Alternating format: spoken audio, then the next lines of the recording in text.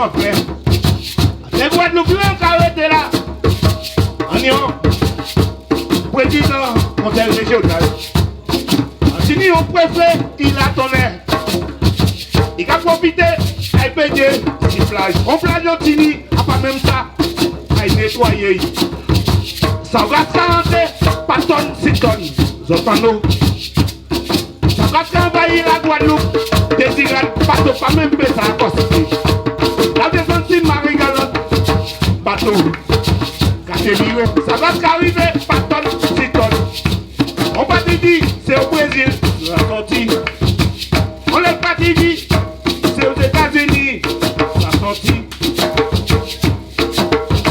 Puis c'est au Guadeloupe, qui a posé question après question.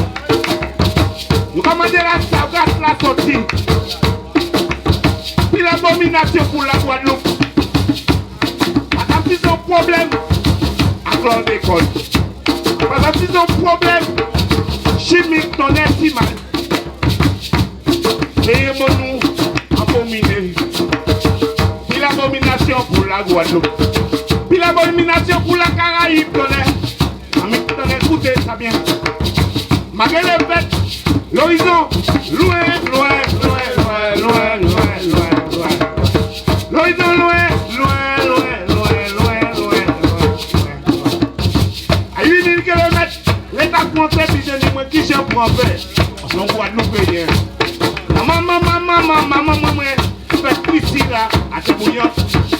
Pas qu'on est qui j'en pour me tirer ça ou là, si plage à moi. Est-ce qu'on dit c'est pas un problème pour moi?